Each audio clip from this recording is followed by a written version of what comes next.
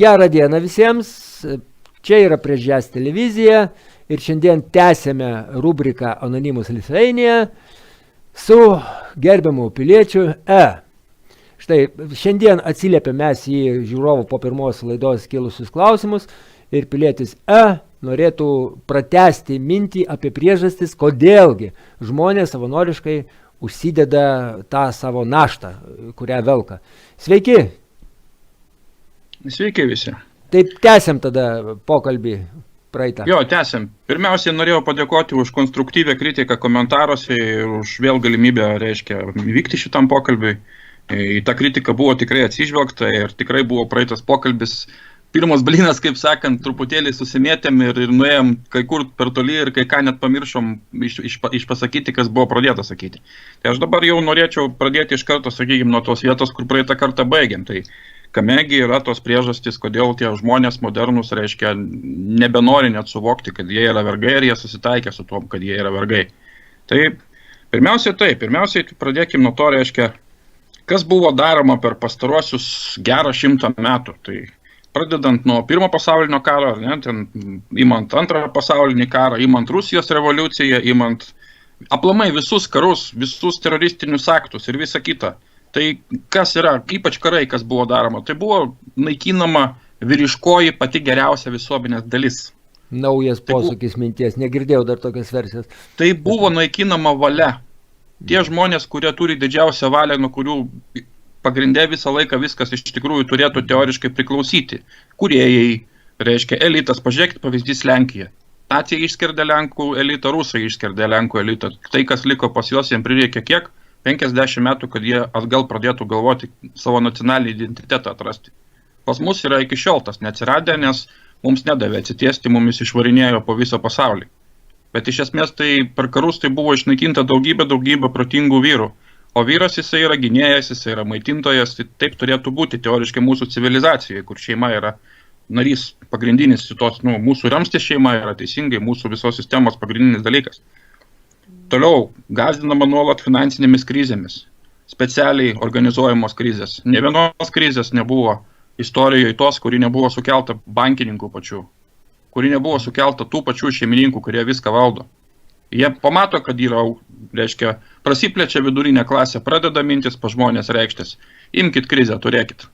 Visi susispaudžia vėl, toliau sėdi, bijo. Minutėlė, aš nenoriu prieštarauti, tik noriu patikslinti. Tarkim, mano galva, tai yra šitos krizės vyksta bangomis, viskas teisingai, dirbtinai keliamos, bet jos vyksta todėl, kad tokis modelis yra ekonominis. Popierinių pinigų tuščių nieko nepadengtų ir per krizės nenori sudeginama. Taip. Tai čia tas vienas kitam neprieštarauja, taip? Ne, visiškai neprieštarauja. Paimkim kaip pavyzdį 73 metų, krizė, kai buvo tam, kad išeiti iš krizės, buvo doleris nuimtas nuo aukso standarto. O doleris tai yra mūsų rezervinė valiuta po šiai dienai. Visos šitos krizės, įskaitant didžiąją depresiją Amerikoje, praeito amžiaus pradžioj, įskaitant šitą, tai buvo suorganizuotas jų. Tada tos pinigus visus nukreipė, pastatė nacijų visą karo mašiną. Davnokit, dar tada grįšim prie vyriškosios jėgos. Dar tada aš nedrįsau nutraukti, kad nesutrikdyti jūsų nuoseklumo dėstymo. Bet aš visą laiką galvojau, kad tiek vyriška, tiek moteriška energija turi harmoniją sudaro, jeigu yra balansuota. Tai pagal jūsų pasakymą išeina, kad matyt norima pažeisti pusiausvyrą harmonijos balanso, o ne... Būtent. Tada galim tęsti taip. Jo, ir su šito balanso, bandymu pažeisti šitą balansą yra susiję labai daug dalykų, būtent, kas yra ataka dėl vyro. Aš galbūt dabar eigoje, aš čia truputėlį šį kartą netgi kelias mintis pasižymėjęs turiu, tai dar netgi pasikartos. Tiesiog, neišeina dabar visko vienoje vietoje apie tą žalojimą, tą naikinamą. Tai tada ateityje, kai tik kils klausimas, aš iškart geriau terpsiu, kad nepainiot tada. Taip, būtinai. Tvarkoj. Reiškia, kas toliau? Toliau yra pastoviai nuolat organizuojami teroro aktai. Kas juos organizuoja tos teroro aktų? Gal kas nors tiki, kad teroro aktus organizuoja pagrindinė vyriausybės? Gal kas nors tiki, kad yra kažkokie pikti arabai, kurie patys iš savęs paskelbė džihadą ir ten sprogdinasi, ten žmonės traiško su fūromis, reiškia. Kažkas tiki. Tai kažkas galbūt ir tiki. Aš tai, pavyzdžiui, netikiu. Aš pradedant Maskvoje, kai buvo ten kino teatre, žmonės kažkada žuvo, prisimena turbūt prieš keletą metų. Tai baigiant Paryžiaus sprogdinimais, tai čia visur yra valdžios chaosas, specialus kelimas, nes valdymas eina tik per chaosą. kai žmonės bijo pasakyti ką nors. Tai teroro aktai yra pats geriausias pavyzdys, kaip mumis valdo. Pas mus Lietuvoje, ačiū Dievui, šito dar kol kas nėra taip. Apskritai gal teroro aktai yra, kai mato, kad jau baimė dingsta žmonių, tada bats Taip. teroro aktą kokį nors, kad tikrai būtų Taip. ta baimė, nes tik per Nu, baimę tai gali paimkit, va, valyti. 9-11, ar ne, pats puikiausias pavyzdys. Jie tam, kad padaryti, reiškia, jie prieš 9-11 yra medžiaga, reiškia, kad vienas iš Pentagono, reiškia, darbuotojų, išėjęs pasakė vienam iš savo pažįstamų žymių žurnalistų. Reiškia, kad mes ką tik sužinojome planą apie tai, kad netrukus bus didelis teroristinis aktas ir po to mes per tiek tai metų sugriausim 7 šalis iš eilės. Jie tą ir padarė. Paleido 9-11, čia yra jų darbas. Dabar jau visi šitie duomenys toj bus išslaptinti. Jie jau dabar iš tikrųjų yra prieinami visi šitie duomenys. Kas padarė, kaip padarė, kas ten atsitiko iš tikrųjų 9-11. Nu, apie tas planingai naikinamas šalis dar kiti generolai kalbėjo viešai NATO, tai čia tik papildoma dėlionė tam visam žaidime. Čia yra, kaip sakant, order from chaos, jų yra, reiškia, tvarka iš chaoso, jų dogma yra tokia. Jie šitaip supranta, kad reikia valdyti. Toliau imkim. Reiškia, aš skaitau, kad yra tyčiai žalojimas per alkoholį, per kontroliuojamus narkotikus, kurios dažniausiai tiekia pačios vyriausybės. Įskaitant Amerikoje. Jo, bet tada minutėlę, teisingai, bet tada prieštaringai nuskambėjo ir žiūrovai atsiliepė į jūsų mintį, kad reikėtų monopolizuoti alkoholį ir buvo pasipiktinusių, kodėl, vėl nuodai, tai kodėl monopolizuoti, uždrausti reikėtų. Vien tam, kad visą pelną galėtų daryti tik tai valstybė iš alkoholio.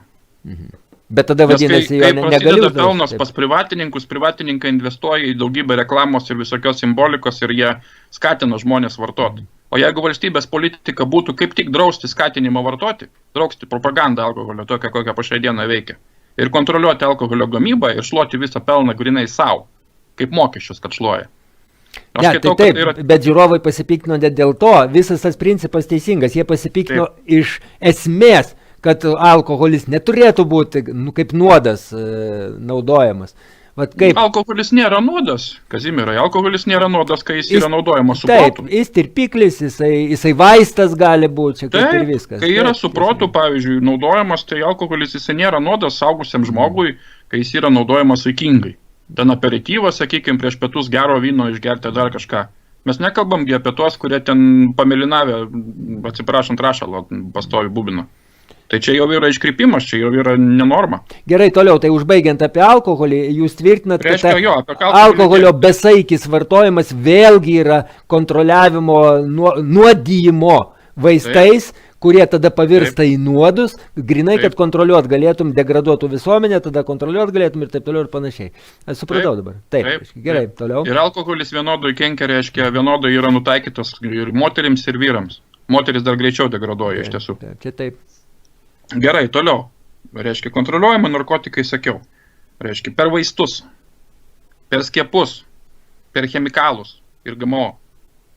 Per vaistus turbūt nereikia aiškinti. Nu, tai tie patys narkotikai. Taip. Teisingai. Mes čia Lietuvoje neturim tokių problemų kaip opioidų krizė, kur yra iš opioidų gaminami, nuskausminami ir masiškai vakaruose vartojami. Mes šito neįsileidome, mes šito problemo neturim, ačiū Dievui. Toliau per skiepus. Pažiūrėkit, kokius skiepus. Naikina imuninę sistemą, tas vėl susijęs su... Tai čia yra karas prieš imuninę sistemą. Mūsų imuninė sistema yra sistemingai žudoma tam, kad mes išmirtumėm.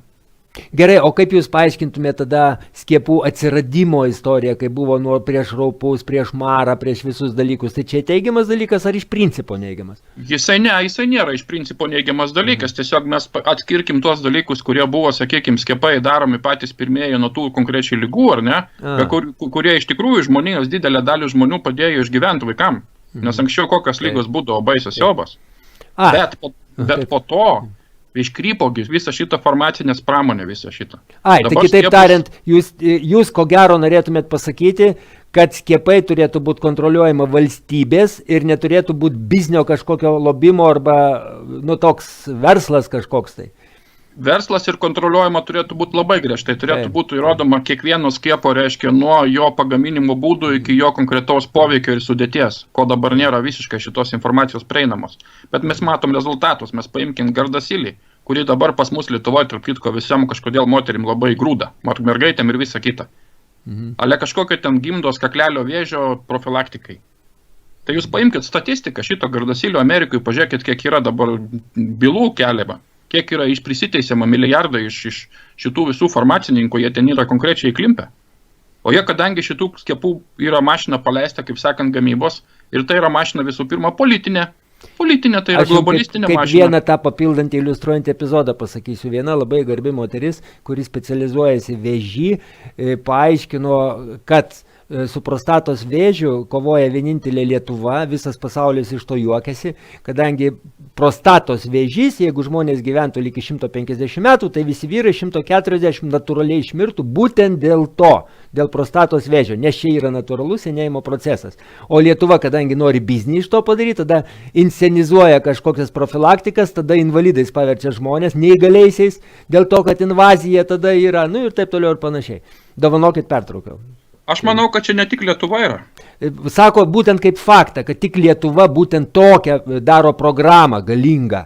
Va tokią, būtent prieš prostatą, šitą vyrų prostatą. Tai čia šiaip labai plati tema su farmacija, nes iki tokio absurdo, kad yra, reiškia, žmonių organai auginami ant gyvulių ir jų DNR'as yra perduodamas, tai mesgi nežinom, kaip šitie visi reikalai, pavyzdžiui, persodinus organą ten iš gyvulio žmogui, kaip jisai atsilieps po kelių kartų jo palikuonims.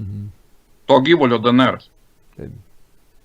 O tai yra daroma aktyviai, tai yra daroma ir tai yra skaitoma perspektyvų. Čia iš tikrųjų šitą temą mes gal kada nors panagrinėkim atskirai, transhumanizmas vadinasi.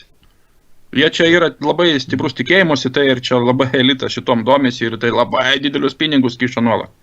Reiškia toliau, kas yra. Sveikatos žalojimas, prisirišimas prie farmacininkų produktų, čia viskas aišku turbūt. Reiškia, ataka prieš tėvą, ką mes vakar pradėjom kalbėti, reiškia ir taip tik tais vienu žodžiu užsiminėm. Yra vykdoma ataka prieš vyrą, prieš tėvą. Yra skatinamos vienišos mamos. Reiškia, yra skatinamos moterų laisvę keisti partnerius.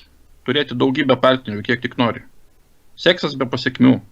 Visas vaikų ankstyvos seksualizavimas.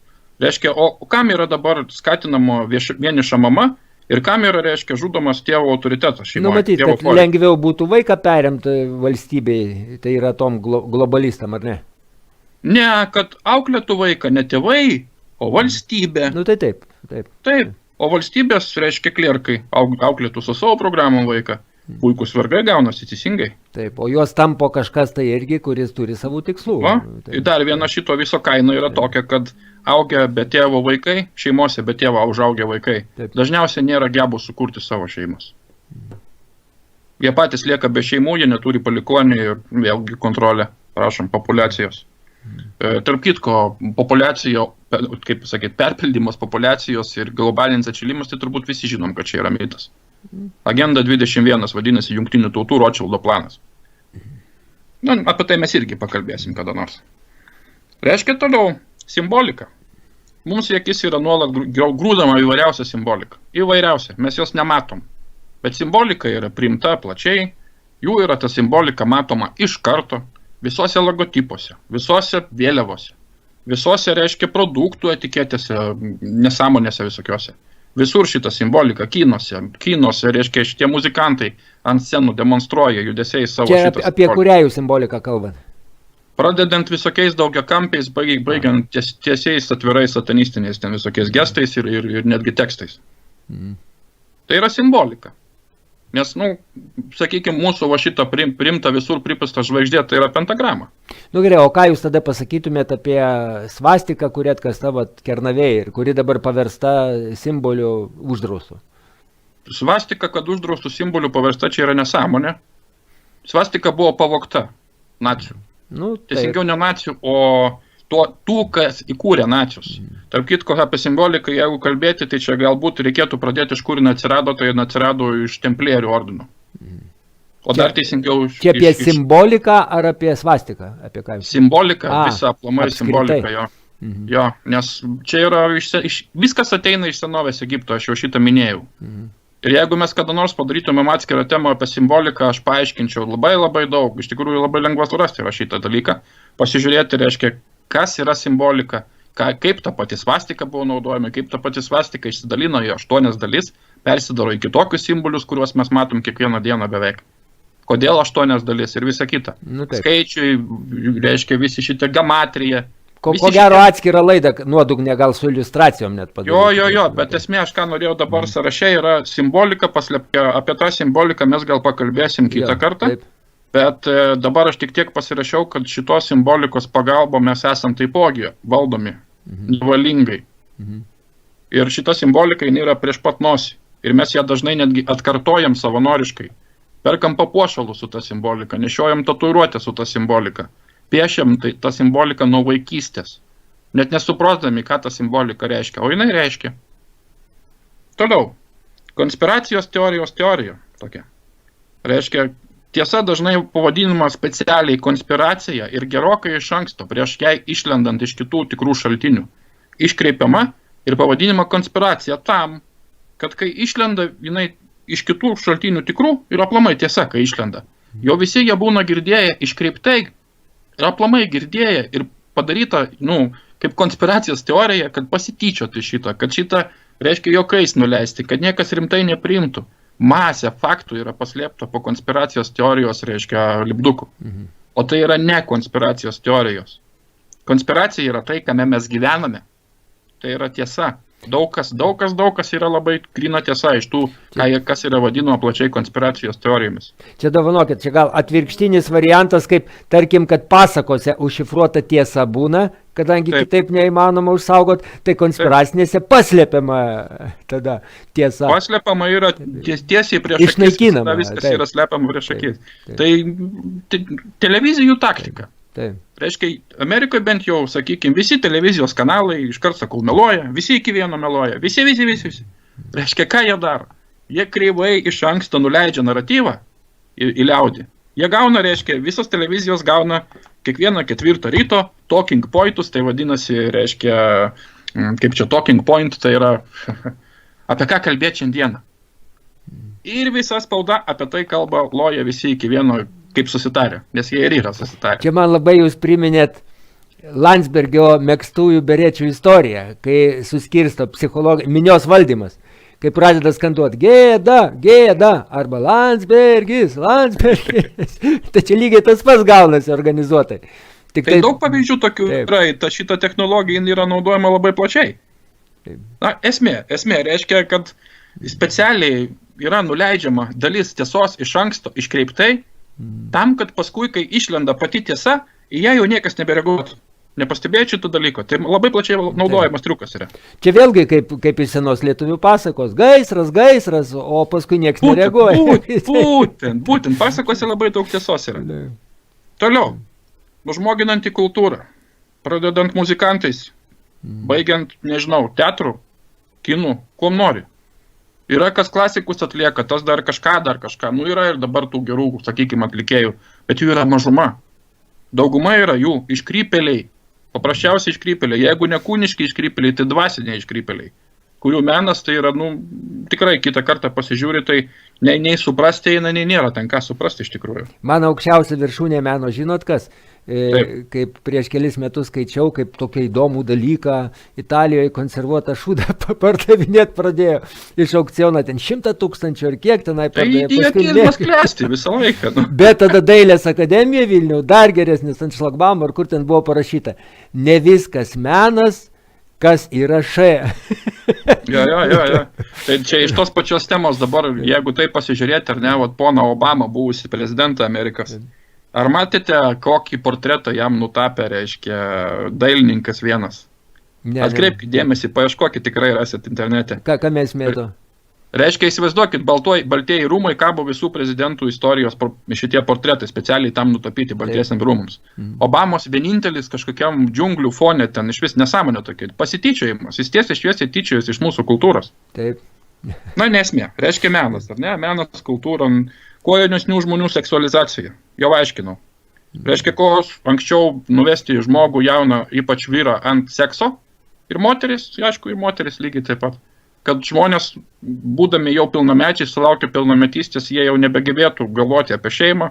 Jie aplamai apie daug ką nebegeba galvoti, kai yra seksualizacija vykdoma nuo pat mažens. Tarp kitko, man net keista, kaip žmonės negalvoja ir daro aklai. Juk, pavyzdžiui, tas, kas turi šunis ar gyvulis, visi laukia lytinės brandos, kad neišsikreiptų veislė. O čia nieko. O čia specialiai yra daroma, kad nebūtų tos lytinės brandos tikrosios niekada, nes nebesulaukia žmonės viskas. Netgi čia yra, pavyzdžiui, jeigu kalbėti apie pjaustymą, tai čia yra seksualizacija jaunų žmonių tam, kad, reiškia, prasidėtų stimulacija nuo pat 10 metų, kai visas šitas įmanomas prasidėtų. Čia yra labai plati tema irgi, čia specialiai tai daroma. Toliau yra karas prieš gebėjimą išlaikyti dėmesį ties vienu dalyku. Dabar žmonės nesugeba išlaikyti koncentracijos ties vieno dalyku ilgiau negu berot 7 sekundės. Tarp kitko man įdomu, klausėm, kiek laida. Yra standartai dabar. Jeigu daugiau 7 minutės, tai ne, pasižiūri, kiek trunka ir arba pagreitintai leidžia filmą, kad informacija greičiau, nes kantrybės neturi, dangstosi, kad oi laiko nėra ten ir taip toliau ir panašiai. Tai jie šitą puikiai supranta, bet tai tuo pačiu yra vykdoma ataka prieš šitą dalyką, kad žmogus nesugebėtų išlaikyti dėmesio, įsikabinti vieną temą, o kaip čia dabar yra. Ir laikyti šitos temos, kol išsiaiškins teisybė. Jo dėmesys bus nukreiptas, pavogtas, nukreiptas kitur, kur nereikia, ir tai viskas praeis, pasimirš ir viskas, ta tema lieka negvildenta. Teisybė, sakau, teisybė. Taip. Toliau. Iš faktų, matosi. Iš faktų. Aš negaliu kiekvienam šitam faktui, aišku, krūvos nuorodų pamesti, iš kur aš visą tai ištraukiu ir visą kitą, bet tas, kas norės čia, bet ką galima išsiversti anglų kalbą ir įvesti į paieškos variklį normalų, kokį ne Google ir susirasti tą temą bet kokią knygą. Toliau buvo vykdoma labai plačiai visam pasaulyje MK Ultra programa CŽV. Kas čia per daiktas? Neteko girdėti? Ne. Čia yra proto kontrolė. Taip. Tai yra eksperimentų visuma. Tai yra daugybės tarpusavį surištų eksperimentų nuo pačių tų eksperimentų su tiesos serumais ir taip toliau iki pilnos pinčių kontrolės, kur yra mėgantis, reiškia, agentai pažadinami ir nusinčiami šaudyti vaikų į mokyklas po šiai dienai. Hipnotiniai visokie elementai. Viskas, kas įmanoma. Taip, žinomos viskas. Mes kada nors temą turėtumėm pakelti apie tai, kas atsitiko su nacių mokslininkais po Antro pasaulinio pabaigos. Tai yra daug versijų, kad juos ten išvežė į Ameriką ir tada pradėjo... Operacija Paperclip, operacija Savaržėlė vadinasi. Jos visus surinko ir išsivežė į Ameriką ir jie tenais dirbo Amerikos vyriausybei. Tai čia yra jų, šitie visi fintai MK Ultra, čia yra jų. Toliau dabar pastebėjote, kaip pas jaunus žmonės daugybė, pas vyresnius nelabai, bet pas jaunus daugybė yra satanistinis, nihilistinis požiūris į pasaulį. Kad žmogus yra tik gyvulys, kad žmogui reikia pagrindinių dalykų tik tais, kad žmogus nėra skirtas niekam aukščiau, kad nereikia nieko siekti, kad čia tiesiog gyveni dėl savęs ir viskas. Aš ir senų labai daug pažįstu ir pagyvenusių tokio. Pagyvenusių, kaip tik, su amžium gal aš vis tiek galvoju, ateina tas toks pamastymas. Išmintis, jo, tai ta išmintis gal neleidžia tokiam įsišaknyti labai smarkiai, bet sakykime, tarp jaunimo tai yra masinis dalykas. Tai iki tokio dalyko, reiškia, iki tokio nihilistinės pasaulėžiūros dabar paimkim New York'e pastarosius įvykius, šį kelių dienų senumo įvykius. Ar teko matyti, kokį jie įstatymą abortų priėmė? Ne, neteko, ir kas kokį. New York'as priėmė įstatymą, kad dabar galima abortuoti vaiką dieną likus prieš gimdymo 9 mėnesių. Ką jūs sakote? Jeigu nustatys terapeutas, kad motinai gali sukelti žalą psichikai. Tai čia neįrodomi dalykai, neįmanomi nustatyti. Čia yra satanistinė pasaulėžiūra. Aš paskui papasakosiu, kodėl tai buvo padaryta. Čia yra biznis visas čia yra toks biznelis per visą pasaulį iš tų kūdikių dalių. Čia yra labai baisus dalykai. Čia reikia atskirą temą šitam. Aš tik sakau, jūs atkreipkite dėmesį, kokį jie įstatymą New Yorko valstija.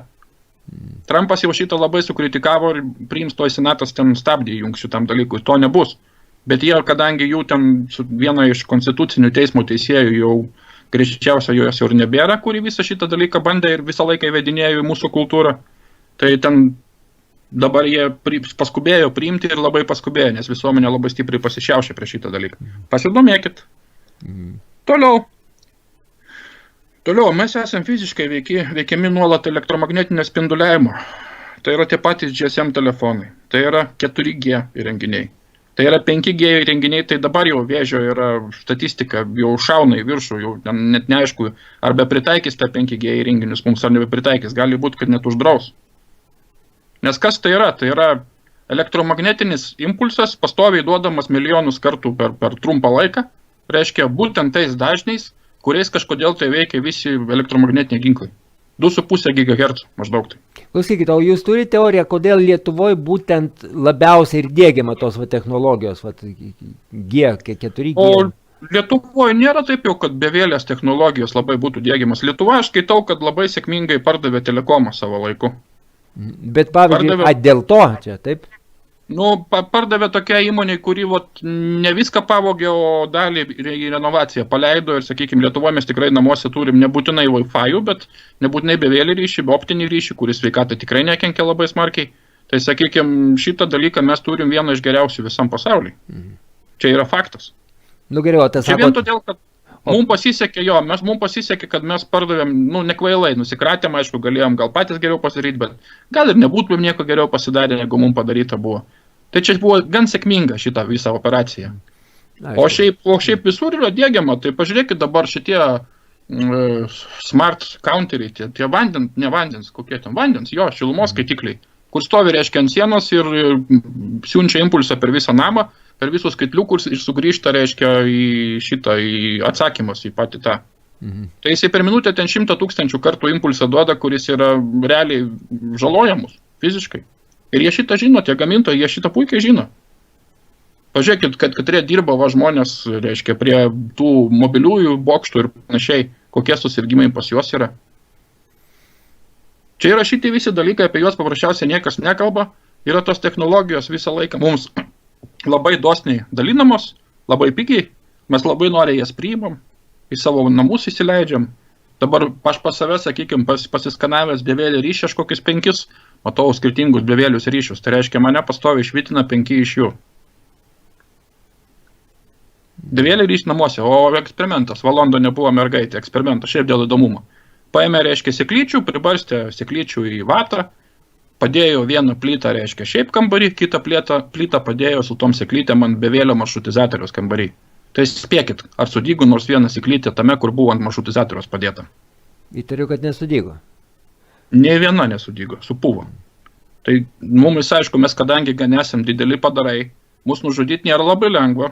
Mes esam visavalgiai, visa geriai, visa kita. Imunitetas stiprus ir kepenys didelios ir visa kita, tai mums netaip lengva nužudyti. Bet kai tai yra daroma pastoviai, sistemingai ir metais iš eilės, tai kaip manot, efektas koks yra? Iš kur dabar šitas visas yra pakelimas osteoporozių, visokių tų nesąmonių? Iš kur jis atsirado? Jo niekada nebuvo šito. Kaulai susilpnėja yra pas dabartinius vaikus, pas visus jaunus žmonės, kad jie mažiau juda, kad jie reiškia kompai, technika aplinkų ir visa kita. Tai pas juos kaulų nebėra. Jie yra invalidai jau vaikai būdami. Jie pradės lūžinėti 40-50 metų būdami daugumą. Nu čia vėlgi valstybės politika turėtų būti, bet jos nėra kitokia.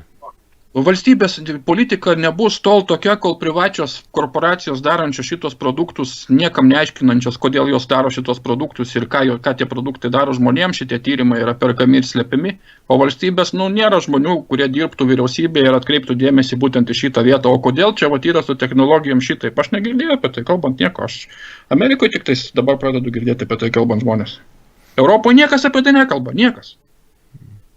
Kaip tu dabar uždrausi bevėlės technologijos? Kai visas pasaulis jas diegia, o mes čia tipo kaimus nesidėksim bevėlių technologijų. Čia maždaug požiūris toks.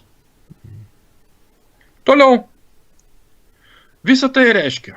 Visa šitas bardakas, visa šitas spaudimas, visa ta dezinformacija, melas, gazdinimas, pastovios atakos per sveikatą, reiškia nuodijimas, visokiom pradedant elektros tarša, baigiant triukšmo tarša, vaistais, visa tai ką daro. Tai laiko žmogaus sąmonę žemam dažnį.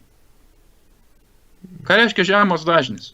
Iš kur atsirado depresija, pavyzdžiui, dabar tokia liga 20 amžiaus, 21 amžiaus? Kas tai yra depresija? Čia nesąmonė yra ta depresija, čia jos neegzistuojantis dalykas yra. O dėl ko jinai yra? Dėl to, kad yra žmonės apnuodyti, žmonės yra prigazdinti, išvarginti, bijo pagalvoti, kad yra kažkas ne taip, kaip jiems sakoma, nes čia mane konspiracijos teoretikų pavadins, čia mane apkaltins, čia mane užpuls, reiškia, čia kiek galima priešų prisirinkti greitai tokius dalykus kalbant. Tai čia yra žemas dažnis. Žmonijos sąmonė yra palaikoma žemam dažnį.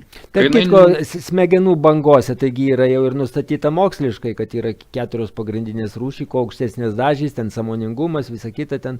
Tai...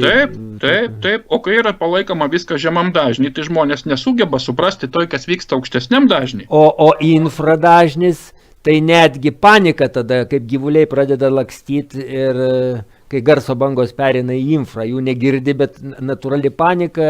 Tai ginklai yra tokie. Taip. Yra dabar garso patrankos amerikonai, eilinį kartą vėl Amerika. Jie jau senai turi tokią kvadratinę, didelę tokią šaibą ant mašinos, reiškia, įminę nukreipiai ir ten, kur tu nukreipiai, pas tą žmogų, kuris papuolė į šito veikimo lauką, reiškia, pas jį pradeda viskas viduje virti, kaip mikrobanginiai.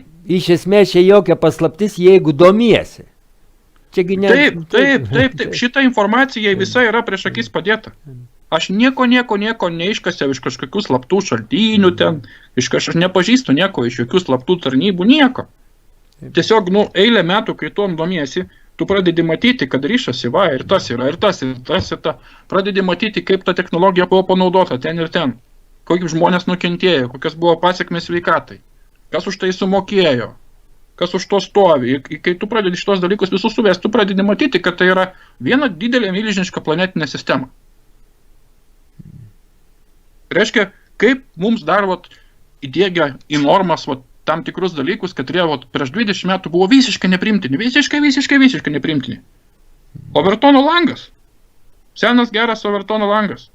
Prigalvoji naujų žodžių, duodi jiems arba paimi pavogi senų žodžius, iškreipi jų prasme, numeti liaudžiai per visas spaudos priemonės, pastoji, kartoji. Melą, kuo daugiau kartoji kartų, tuo jis labiau tampa tiesa. Šitą žinoma turbūt. Nacistinė propaganda, tarp kitko, šitai veikia. Kuo tu daugiau kartų pakartosi melą, tuo jis labiau bus teisingas, tuo labiau žmonės jom tikės. Tai reiškia, paimkim dabar žodį gėjus. Gėjus tai yra jėga, tiesioginis reiškimas. Aš skaitau, kad čia jų problemos yra, kad jie yra gėjai. Man vienodai šviečia, kas su ko mėga. Bet jie labai genialiai sugalvojo, paėmė žodį gej, kuris yra jėga, ir lygiai taip pat vaivorykštė. Buvo linksmas. Linksmas. Gėjai buvo linksmas žmogus. Bet vaivorykštė simbolis, gražu ir automatiškai pasąmonė. Arba tu turi į vaivorykštę pažiūrėjęs, ten gėjai nematyt vaivorykštės, arba turi priimtos labai gudrus planas. Žinot, iki ko dėjo absurdas, iki ko, kad mes su vienu svarstėm, reiškia, buvo situacija, kai svarstėm, kad logotipą dėti vaivorykštę ar nedėti. Nagi. Nes tai žmonės gali suprasti, kad čia gėjai. Taip. Aš kai augau, vaivorykštė vaikam priklausė. Taip, gražus ženklas. Reiškia, yra paimtas simbolis. Pasaka kažkokia, taip. Pavyzdys čia yra. Paimtas simbolis, perleistas per Overtono langą. Ir viskas, ir jis jau norma. Taip. Ir jis jau norma, jau dabar taip reikia gyventi. Ir jeigu tu su to nesutinki, tu esi kažkoks netoks homofobas, fašistas. Žodžiu. Reiškia, melas. Melas per visas masinės informacinės informavimo priemonės. Be išimties. Visas. Reiškia, toliau. Kaip jums atrodo toks reiškinys, įsijungiu aš LRT, aš šiaip televizoriaus nežiūriu iš viso, bet būna kartais, netyčia kažkur tai būna, noras užeina, yra televizorius vienas namuose, tai įsijungiu pažiūrėti, ką per televizorių dabar rodo. Įsijungiu per pietus LRT, o ten sėdi mergiotė, ir jinai komentuoja Facebooko reakcijas. Į kažkokį nesąmonės visiškas, nereikšmingus dalykus. Nacionalinis transliuotojas rodo Facebooką, reiškia, ir reakcijas į tam Facebooke į visiškas nesąmonės. Skiriamas yra šitam laikas, dienos metu. Tarp kitko, man brangų žmonės atkreipė dėmesį, kurių būčiau pats neatkreipęs. Sako, ar tu pastebėjai, kad dabar žinių vedėjai arba šiaip laidų vedėjai dažniausia po 2 vyrus. 2 vyrai. Aiškiai užuomina, kad čia geizacija, štai naikinimas to vyriško. Taip, čia viena iš. Labai plačiai šitą ataką, viskas yra prieš akis, bet padaryta taip, kad liktais, jeigu tu pradėsi apie tai šnekėti, tu būsi konspiracijos teorijos mėgėjas. Nes taip iš tikrųjų nėra. O iš tikrųjų už akių jie tik stumia savo, stumia, kiekvieną kartą. Toliau, reiškia, socialiniai tinklai dabar, bet turim dar laiko, dar turim greitai. Socialiniai tinklai. Reiškia, Yra netgi interviu. Yra interviu su Facebooko vieno iš kūrėjų, kuris atsiprašo visuomenės už tai, kad jisai padėjo padaryti produktą, kuris griauna visuomenės pagrindus jo žodžiais. Aš duosiu nuorodą, paskui galėsite mesti po video, reiškia, žmonės, kad galėtų patys pasiklausyti interviu ir nuspręsti, kas yra Facebookas. Reiškia, politika yra maždaug tokia. Jų buvo, jie ką panaudojo? Jie panaudojo psichiatrus. Ir jie panaudojo CŽV pinigus. Facebookas buvo įkurtas ne tai, kaip toj pasakojama, kad ten Markas Zuckerbergas, ten buvo genijus ir ten taip toliau. Ne velnio. Buvo toks projektas LifeLog. Tikrinkit mano kiekvieną žodį. Kiekvieną mano žodį googlinkit, nežinau, dakdakinkit, kaip nori, taip darykit. Buvo toks LifeLog projektas. CŽV, kuris buvo skirtas šnipinėti visiems amerikiečiams pagrinde ir rašinėti kiekvieną jų žingsnį. Šitas LifeLog projektas kilus visuomenės pasipiktinimų buvo uždarytas ir kitą dieną po to projekto uždarimo buvo įkurtas Facebookas. Sutapimas? Facebookas gavo Zuckerbergas $2 milijardus iš karto iš CŽV šitam projektui užsukti. Čia jau yra nebeslapti duomenys. O kodėl Zuckerbergas, o ne jūs arba aš? Todėl, kad Zuckerbergas buvo ta lėlė, kurią galima pastatyti ir mojuoti su ją kaip su Obama kokiu. Reiškia ką? Facebookas atsirado, dabar viskas aišku kaip, ar ne? Dabar pažiūrėkit Facebooko skandalai. Pardavė duomenys trečiam šalim, nutekino duomenys, reiškia, taip toliau. Facebooko akcijas pasižiūrėkit kokioje vietoje. Nesenai buvo sustabdytas jų pardavimas, nes nukrito ant tiek, kad ten jau baisu pasidarė, Zuckerbergas sustabdė akcijų pardavimą. Viskas, Facebooko neliks. Jisai yra tiek įklimpęs, kad jis neliks. Cenzuruojami yra dešiniųjų pažiūrų žmonės masiškai, baninami pažiūrų žmonės dešiniųjų. Kairieji tik tais turi laisvę Facebook'e. Tas pats yra su Twitteriu. Jeigu Twitterios nesinaudotų, Trumpas Twitterį neturėtų savo, reiškia, akaunto ir ten pastoviai neleistų bombų į išorę, tai Twitteris ko gero būtų šis nuprotėjęs, nes jie yra prisisamdę jaunų, reiškia, socialistų, jaunų žmonių, kurie yra išauklėti socializmo dvasia, kurie galvoja, kad yra visame kame teisūs, o visus kitus, kurie yra neteisūs, reikia tildyti. Čia pagrindinis dalykas dabar. Jeigu tu galvoji ne taip kaip aš, tai tu turi užsičiaupti. Tai čia yra socializmas. Šį kartą šiandien jūs nustatėte taisyklės, kad turim baigti, jau 5 minutės liko. Pasakykite tada dar, gal trumpai, ir praeitą kartą buvo tokie klausimai, tai pirmas, tai o kas, jeigu Twitterio ir Facebooko neliks, tai kas liks? Tai jau dabar yra. YouTube irgi neliks, apie Google aš nespėjau pasakyti. Google'as labai greitai. Reiškia, visi paieškos rezultatai yra padaromi taip, kaip reikia. Pirmiausiai, mass medijos yra priemonės išmetami rezultatai, paskui alternatyvus. Kai kurie netgi paslėpimi ten 10 lape. Reiškia, neseniai Klimpo Google'as atsisakė dirbti su JAV kongresu, o tuo tarpu darė cenzuruojamą variklį Kinijai paieškos. Neseniai buvo kažkodėl tai Kinijoje ofise, reiškia, Google gaisras, kur buvo slėpiami visi šitie dalykai.